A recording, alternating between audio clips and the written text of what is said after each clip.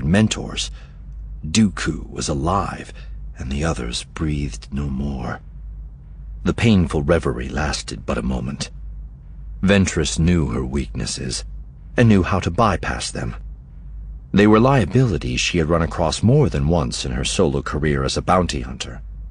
Once with Pluma Sodi, a young Kagi girl who had been taken from her family to be an unwilling bride, and again whenever a bounty's family had muddied the waters, as had happened earlier. She should say no to the amusing idiot who stood before her. Keep well away from partners and entanglements and trust. Instead, Ventress found herself saying, "Fine, I'm game. We'll split it." Voss's composure slipped. Adroit as she had seen him be earlier today, he actually slid a little where he leaned against the curving metal. He caught himself quickly. "Really?"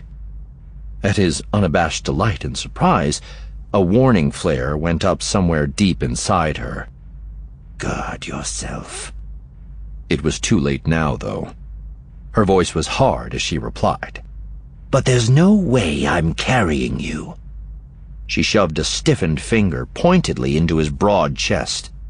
"If you want to partner with me, you've got work to do. This isn't playtime. This is a job. You're going to need to learn how to run faster and fight harder. No foolish errors. No lost quarries because you want to make a grand gesture. I won't tolerate laziness or stupidity. Got it?"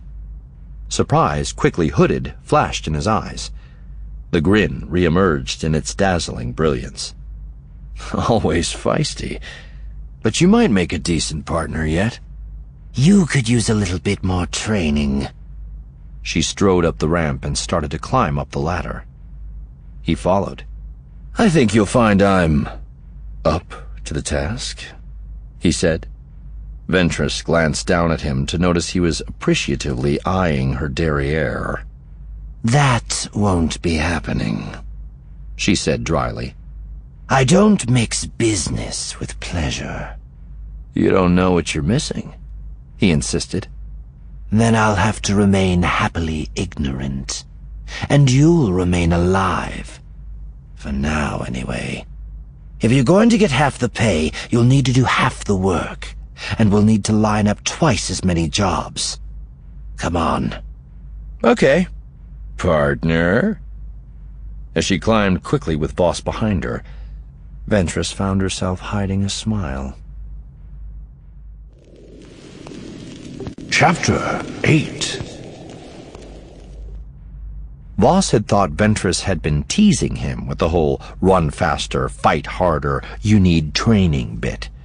So when within the first hour of their partnership, she handed him a list of running times to beat, weights to lift, and insisted on a regimen of daily hand-to-hand combat with her, he'd laughed out loud. "You're taking the joke too far," he said, tossing the pad back to her. She caught it and threw it back. "I seldom joke." Voss peered at her. "I thought my audition with Moragai went pretty well." "It did. That's why I agreed to take you on at all. But you've got a few things to learn before you're ready to play the part."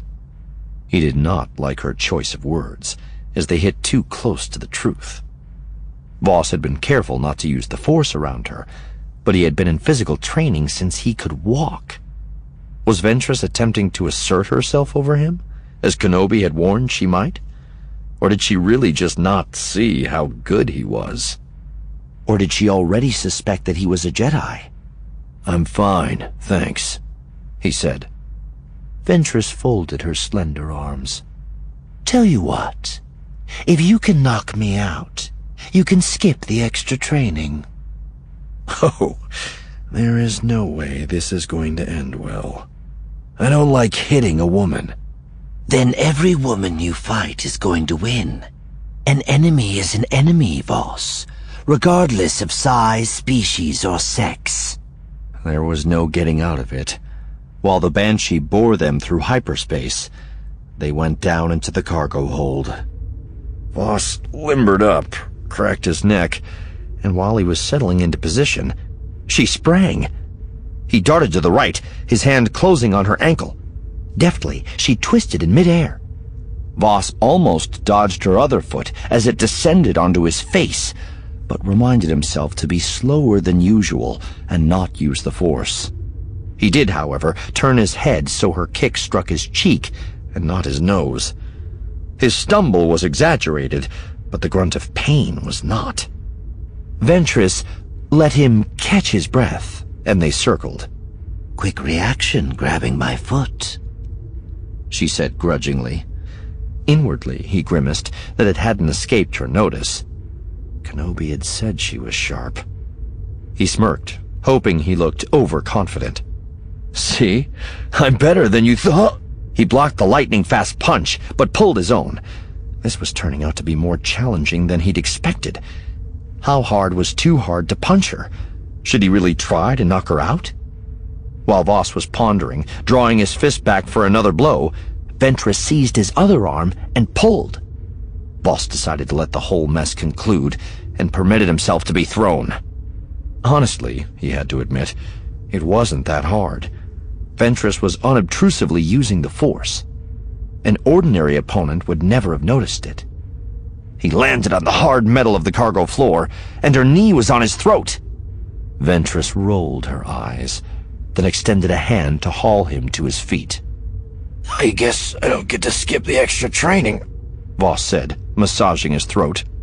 "You performed better than expected," was her reply.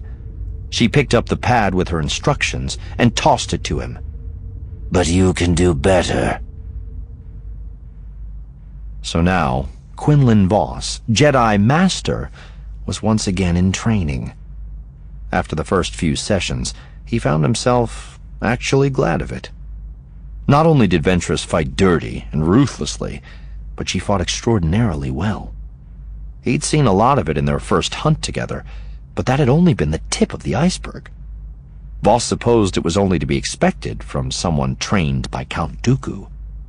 He had wondered how it was that both Kenobi, a superb fighter, and Anakin, who was also excellent, though a bit reckless, had been unable to take her down. Now, he understood. Voss made a point of utilizing the moves she had taught him on their next couple of hunts, so she'd see how much he'd learned. The jobs were not particularly interesting in and of themselves. The usual routine of one rotten underworld sleemo putting a bounty out on another rotten underworld sleemo. Still, Voss discovered that hunting alongside Ventress, and showing her all the things he had learned, was a great deal of fun. There had only been one time when he'd come close to blowing his cover. They'd been after a bounty, chasing him through the dark, dangerous, and very dirty streets of Coruscant's level 1313 when they'd been ambushed. Well, Ventress maintained they'd been ambushed. Voss privately wondered if some of the denizens of the area were just bored that night. It wasn't so much that their attackers were excellent fighters, but that there were simply so many swarming out of the shadowy corners. Voss and Ventress had their hands full, and at one point, Voss had noticed that a leathery-faced Weequay, whom Ventress thought she'd eliminated, had woken up and was training a blaster on her. Voss had no choice. He used the force to knock the weapon out of the Weequay's hand, simultaneously leaping to close the distance between himself and the attacker. When Ventress turned around, Voss was in close enough proximity to later claim that he'd kicked the blaster away. Ventress had looked at him narrowly, but she made certain this time that the Weequay was dead, and had not asked Voss about it again. Since then, she had repaid the favor more than once. Voss was alternating between handstand push-ups and one-hand balancing, focusing on not using the force, when he heard the ramp go up. He didn't stop his workout as he called, "Hey, got anything for us yet?" She came into view, upside down from his perspective, and peered at him critically. "I might," she said. "Let's try this with a little bit more weight." She grasped his feet and began to transfer her weight to her hands, bending her knees and leaning into the movement. He grunted his legs quivering. Oh, come on. I'm not putting that much weight on you. Keep going. He said, but obeyed, still not using the force. Ventress grinned wickedly down at him, her short tuft of blonde hair falling slightly into her face. We'll be working with pirates, she said. With them? He grunted, managing another push-up. Is that wise? I've worked with this one before. She's got her own code of honor, and nothing in the galaxy can help you if you violate it. Ventress put more of her weight into her hands. If Voss had been able to use the Force, she could have done handstands of her own on his feet. But of course he had to use muscles alone. His arms were burning as he dipped again. She... Don't tell me you've never heard of Losseraim. Nope. The Bloodbone Order? Oh, them I've heard of. So that's Raim's crew? It is. It's very egalitarian. She was voted into the position, and can be voted out at any time. No one has so far, nor is likely to. Abruptly, Ventress put almost all her weight on his feet for a moment. Voss made a choking sound. Keep going, she instructed, but eased off. For the moment. She divides everything into equal shares. No cheating among the crew, no fighting on the ship. They'll follow her anywhere. No desertions allowed, I take it. On the contrary, anyone's free to leave, but most know a good thing when they see it. Our quarry, shall we say, left on a bad note. Again, she increased her weight. Oh, Ventress! Her first mate, literally and figuratively, ran away 3 days ago with Raim's last intended target. The Hall? The Hall and the heiress they intended to take it from. I see. Ventress! Captain Raim is taking this all very personally.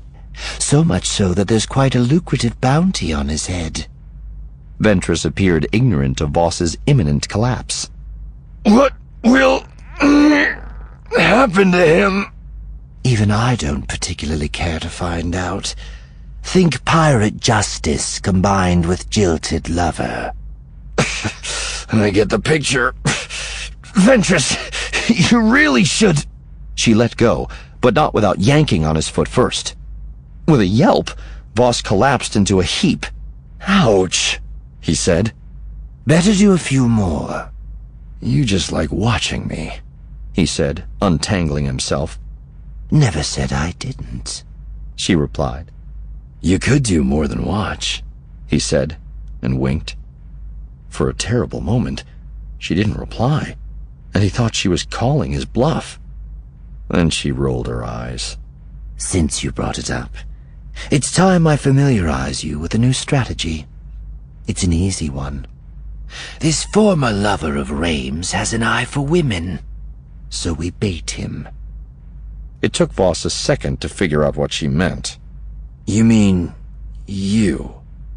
As soon as he'd said it, he realized it could have sounded like an insult, which was not at all what he'd meant. Fortunately, Ventress appeared to let it slide. I have 2 approaches I like to employ, she continued. The subtle one I call the nod and the wink. That's for the more sophisticated target, or one who wants to be discreet. The other's the full-on gambit, which is an obvious invitation. I've always been more than able to handle them alone, but with this approach, having a partner will make it even easier. Gotcha, he said, nodding. Ventress eyed him thoughtfully. You have no idea what I'm talking about, do you? Voss scoffed. Course I do. Hey, I bet I'd be great at this kind of thing, he said with feigned casualness. A smile played on her full lips. You think so? Sure I do. All right. Let's give it a shot, then. Uh-oh, Voss thought, as a sense of panic rose in him. It was one thing to verbally flirt. What Ventress was proposing was entirely different. First, the nod and the wink. Ventress shifted her weight so one hip was slightly higher than the other. Casually, she ran a hand down her waist, along her thigh, then looked up at him from under her lock of blonde hair. Her lips curving in a smile, she gave him a barely perceptible nod and closed one blue eye in a wink. "Now you try," she said, dropping the seductress pose like a cloak. It was again the Ventress he knew standing before him. "I surrender," he said, putting his hands up. His cheeks were hot. He thought he would rather face a session with a torture droid than attempt what she had so easily demonstrated. "I can't top that." "You haven't seen the full-on gambit yet." "Don't have to." She laughed and patted his cheek, offering him a genuine smile. "Your virtue is safe with me. Your discomfort is rather charming, actually. But I'm sure you'll get over it." He had no response to her first comment, and said instead, "I'll let you handle this, if you really think it's necessary." "For this one? Absolutely. A good bounty hunter uses whatever tools best suit the job. Sometimes it's a lightsaber, sometimes it's a sucker punch, and sometimes it's a nod and a wink. The idea is to catch our bounty effectively and in a timely manner, without unnecessary complications. Trust me, in this case, it's the perfect strategy." They got the mark in 15 minutes flat. Ventress didn't even have to use the full-on gambit. Ventress settled into the cockpit, with Voss in the seat behind her, and she found herself smiling. This mission had been an unqualified success. The bounty had been hefty, and having Lhasa Rhaim's gratitude was no small thing. Voss had given up on his overdone persona, which was a blessing, and had relaxed into someone who was actually naturally appealing. She was glad he'd pushed his way into a partnership with her. Not once had he given her cause to regret her decision. Theirs was a relationship that was unique in her experience. Before, the roles of both parties had been clearly defined as master and servant. Sometimes, as with her Jedi Master Kai Narek and Count Dooku, she had been the servant, the apprentice. In her early years, she had quite literally been a slave. When Savage Opress, the Zabrak Nightbrother whom she had shaped, used Night Sister dark-side magics in order to destroy Dooku, she had been the undisputed master. The hallmarks of all those interactions had been discipline and gravity. Voss was quite possibly the least serious person she'd ever met, except when he needed to be. He made her laugh, and she couldn't remember laughing since her time with Kai Narek. There was an ease in Voss's company she'd never found with anyone before, not even with the Night Sisters, and she realized she liked it. It wouldn't last forever. None of her relationships did. But for now, Ventress decided she would enjoy the ride. "Hey," said Voss in the seat behind her. "I just realized something." "What's that?" Ventress plotted a course and entered the coordinates. A second later, the stars turned into long, bright streaks, and then they were in the blue and white hyperspace lane. "It's our anniversary." She peered around her chair at him. "What?" "Well, not an anniversary, I suppose," he continued, "because it's not a certain amount of time we're celebrating. But we have just successfully, wildly successfully, I might add, completed our 5th mission together. So, it's that kind of anniversary. What's that sort of thing called, anyway?" "I don't know, and I don't care," Ventress replied. "We need to line up our next job." She settled back into her seat and suited task to word, calling up the current list of bounties on a small screen. "Do you ever take your mind off the job? You know, relax a little?" I have a term for people who relax. Oh? What's that? She clicked a few more bounty subjects. Dead. You are so much fun, Voss said. I know. Oh, come on, Voss said. He stepped around to her chair, leaning on the back of it. Your friend Raim gave us a bottle of aged Tavraki whiskey. Let's crack it open. We won't be ready to do anything till tomorrow at the earliest, and we're in hyperspace. Ventress sighed. You go ahead if you want. No deal. We're partners. Split down the middle. I'd forgotten how persistent you were, she said, rising. All right. There wasn't much extra space aboard the Banshee. Only 2 small cabins, a shared head, a tiny galley, and the cargo hold. They sat on the hard metal floor of the hold, opened the bottle, and Voss poured them each a shot. To the next hunt, Ventress said. To partnership, Voss replied, and they drank. The liquor burned like sweet fire, coating the tongue and sending warmth all through Ventress's limbs. It was far too easy to drink, and Ventress knew she'd have to be careful. She never drank to get drunk. Voss's eyes widened. Your friends have good taste, he said, his tone slightly tinged with awe. Please let Captain Raim know that if she ever wants to hire us again, we'll be there. Ventress chuckled a little and took another sip, while Voss poured himself another shot. Normally they dissected a hunt afterward, discussing what had worked, what hadn't, and what they might have done differently. This time, though, all had gone so smoothly, there was nothing to criticize.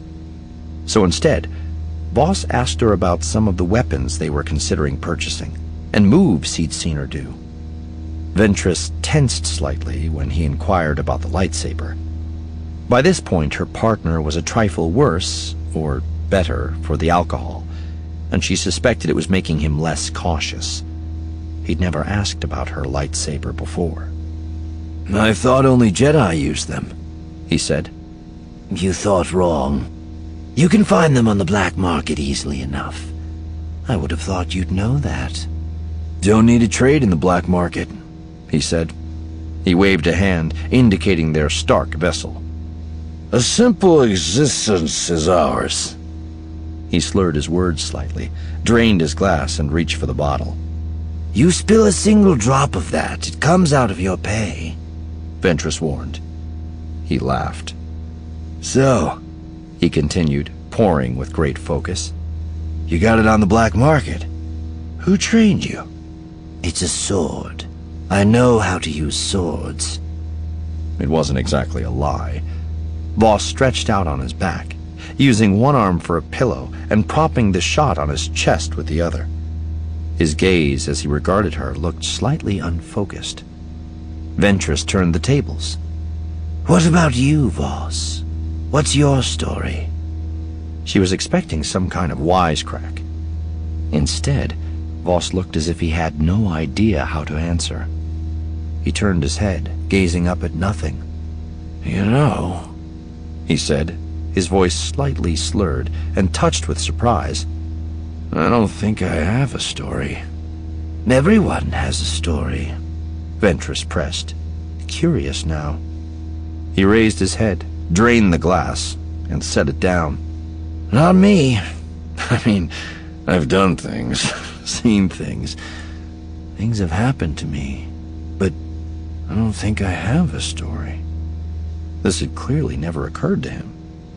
He seemed to be almost reeling from the revelation. Ventress wondered if it was the alcohol talking, or if Voss really did feel as lost as he sounded. What about you? He asked. What's your story? Or do you not have one either?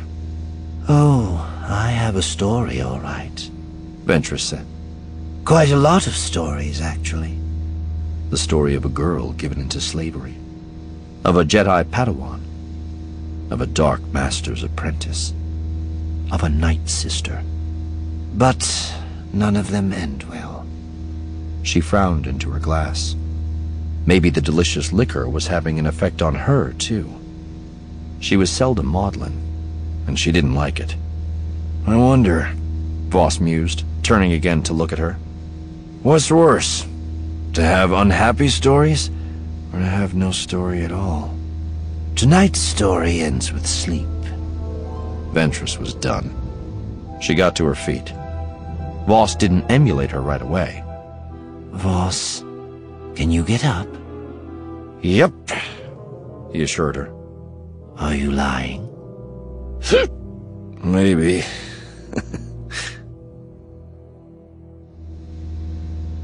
Voss had permitted Ventress to help him to the door of his cabin, where she told him he'd better not have a hangover in the morning. He assured her he wouldn't, which was the truth, because he wasn't drunk. It had been a necessity in undercover work to develop a strong tolerance for alcohol in order to blend in. The exquisite liquor so generously given to them by a pirate captain was strong, but nothing he couldn't handle. He had exaggerated his intoxication in the hope of getting Ventress to reveal some things about herself. It hadn't worked out quite as he'd intended. Her casual query, "What's your story, Voss?" had blindsided him in a way he couldn't possibly have imagined. Of course he couldn't tell her the truth, but her word choice, story, made him realize that he truly didn't have one. He had a series of events from his life that he could relate, but somehow they were never about him. Never his stories. Simply things he'd done. The distinction was subtle. So subtle he'd never even thought about it. Maybe it was the alcohol. Maybe it was the time he'd spent in Ventress's company, working as a team. But the realization shook him. So Voss had said exactly what had sprung into his mind, and then attempted to refocus attention on Ventress. For the second time that evening, he got a shock.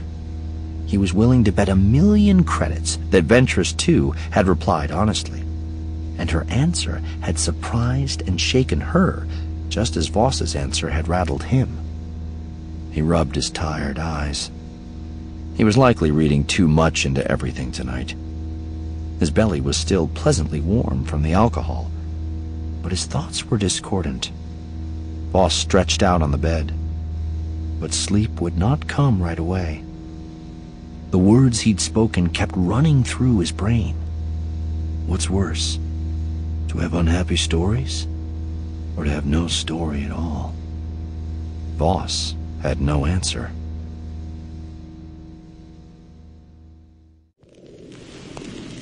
Chapter 9. "You're late," said the man who sat in the seedy, ill-lit level 1313 bar. He wore a fur-lined vest, a tan jacket, and gear that pegged him as a bounty hunter. Sharp eyes gazed out from under a hood. His voice was smooth and cultured, the exact opposite of his disheveled and dirty appearance. "You're impatient," Voss replied. He waved at the bartender and pointed at the beverage his companion held in a grubby hand.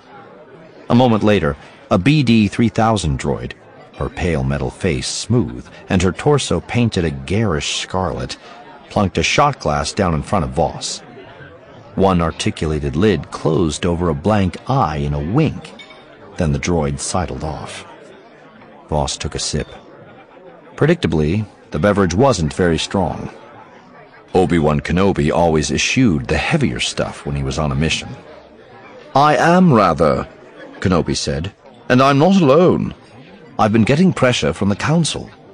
How's it coming with Ventress? Have you made any progress?" "Well, I'm her partner now," Voss said, draining the weak drink and motioning for another. "We've been scoring marks together, and making quite the payday, I might add." "Hey," he asked, keeping his face straight, "do I get to keep the money after this mission?" Kenobi rubbed his eyes and gave a long-suffering sigh. "You can't play bounty hunter forever." Voss mock-pouted and winked at the BD-3000 as she set another glass of mostly water in front of him. "Now that the two of you have established a rapport," Kenobi went on, "you must find a way to motivate her against Count Dooku." Voss's joviality ebbed. Quietly, he said, She has plenty of motivation. Obi-Wan feigned obliviousness to Voss's sudden solemnity. Well then, help her tap into it. Soon. I'll find a way. I'm sure you will. Drink unfinished, Kenobi tossed a few credits on the table and rose. His hand descended on Voss's shoulder for a moment. Then he was gone. Voss was alone in the crowded bar, staring into his glass. Voss ordered another shot and knocked it back, then rolled the glass between his fingers. Many Jedi would raise eyebrows at the thought of meditating in a bar, but Voss had done it before. It was simply a matter of being able to have part of his conscious mind alert, while the rest of it sank deeper. And frankly, Voss sometimes wondered if other customers crouched over their drinks and staring into them weren't trying their own versions of the same thing. He deliberately slowed his breathing and his heart rate, letting his gaze soften as he stared into the last few blue droplets in the glass. The essence of his task could be summed up in 2 words: kill Dooku. It expanded from there to get Asajj Ventress's help to do so. Wider the ring spread, like ripples from a stone tossed into still water, to include without her knowledge. His even breathing caught for an instant, then resumed. That was where the conflict came. He had gained her trust, and even grown to like her. That happens sometimes in this line of work. But Ventress was unique. Even the Council knew it, or else they wouldn't have asked him to pair up with her. What were his key values? What did he owe to himself and to others? To the Jedi Order as a whole? To the Council?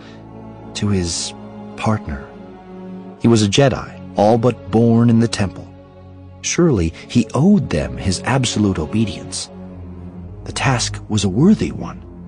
If anyone in the universe needed to be stopped, it was Dooku. Voss let himself imagine all the people slain by Dooku in one place, and the image was so horrific he felt his gut twist with real physical pain. But what about Ventress? She'd saved his life on more than one occasion during their bounty hunts.